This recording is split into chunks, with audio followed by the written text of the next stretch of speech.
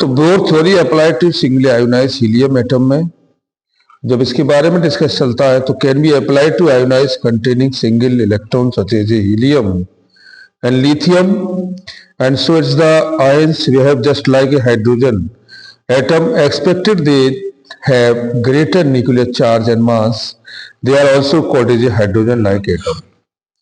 अब hydrogen like atom में हम जानते ही हैं कि अगर हम किसी फोर्स की बात करते हैं इलेक्ट्रॉन्स के लिए, है ना, जेड हमारा क्या है, एटॉमिक नंबर है।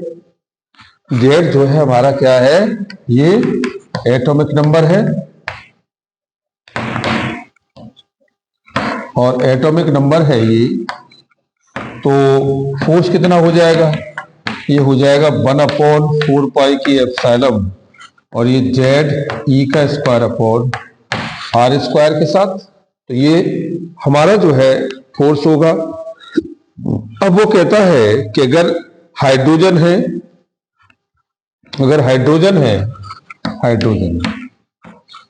तो हाइड्रोजन के लिए जेड की वैल्यू 1 होती है, तो यही वैल्यू 1/4 पाई की एप्सिलॉन ये कितना हो जाएगा, ई का स्क्वायर अपॉन आर स्क्वायर के साथ। भाई हाइड्रोजन के साथ वैल्यू हमारे पास इतनी आ गई, तो एनर्जी लेवल कितना हो जाएगा, भाई एनर्जी लेवल हो जाएगा इसका जो हम पीछे निकाल के आए हैं, E = μ जेड ई का स्क्वायर ई की power 4/8 epsilon H 1/n square. Okay, तो अब ये कह रहा है कि फाइनलाइसिस हम करते हैं स्पेक्ट्रोस्कोप किसके बीच में, hydrogen like a which is the difference then in H। अगर हम इस रिलेशंस को निकालते हैं किसी भी हाइड्रोजन या हीलियम के बीच में, अगर रिलेशंस निकालते हैं, ये आपका हाइड्रोजन एंड हीलियम के लिए तो वैल्यू चेंज हो जाएगी। तो देखो हाइड्रोजन के लिए हमने लिया तो mu Z H square E की पावर 4/8 एप्सिलॉन H स्क्वायर और ये एन आई का स्क्वायर। दूसरा वैल्यू हमारे पास हीलियम के लिए है, तो ये -k म्यू जेड एच ई का स्क्वायर ई की power 4/8 epsilon H square 1/nf square के साथ। तो लेवल ले लिया हमने इनिशियल टू फाइनल।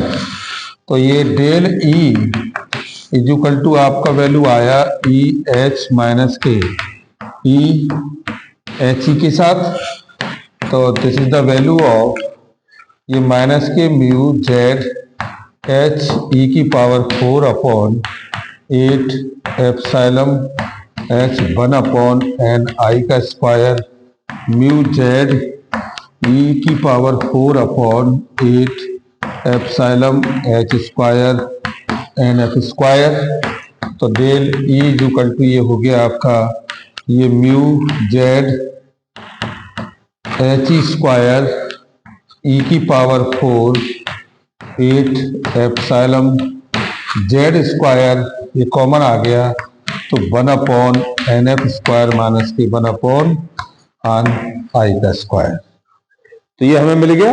अब ये जो हाइड्रोजन जेड स्पेक्ट्रम है ये सबके लिए अलग अलग हो जाएगा, हाइड्रोजन के लिए अलग और हीलियम के लिए अलग। जिसके लिए हम निकालेंगे उसी के लिए हम से रिलेशन से निकालते हैं ग्राउंड लेवल से। तो अब ये जेड जो हमारे पास है ये आपका फैक्टर जो है सबके लिए अलग अलग रहेगा। हीलियम के लिए है तो ये हीलियम के लिए आपकी जेड की वैल्यू 2 हो जाएगी। हाइड्रोजन है तो हाइड्रोजन के लिए जेड की वैल्यू 1 हो जाएगी। तो ये वैल्यू निकाल के आप उसका एनर्जी लेवल निकाल सकते हो। तो हमें ये सभी वैल्यू निकल के आई, तो आप हीलियम के लिए लेंगे तो लैम्डा इक्वल टू ये आपका 4 हो जाएगा आर के साथ, है ना, एच ई, और ये 1/nf स्क्वायर माइनस के 1/n ई का स्क्वायर।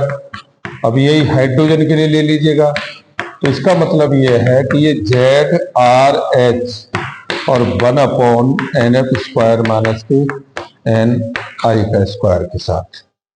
तो ये हमारे पास निकल के आई रिलेशंस, और इस तरह से हमने इनका स्पेक्ट्रा अगर हम निकालते ही तो स्पेक्ट्रा भी एक केस में जाएगा, तो स्पेक्ट्रा जो निकलेगा तो इसे आप देख लीजिएगा। ये हमारे पास है alpha beta gamma up to dot dot, ये वेवलेंथ बढ़ रही है लैम्डा।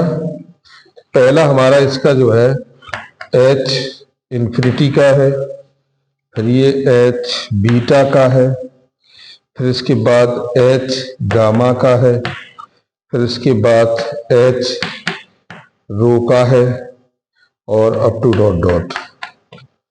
ये स्पेक्ट्रा हम इसका रीड कर सकते हैं, और ये जो स्पेक्ट्रा है ये इस बात का शो करता है determinations of the value in the series coinciding regularly with the member of the Balmer series of H.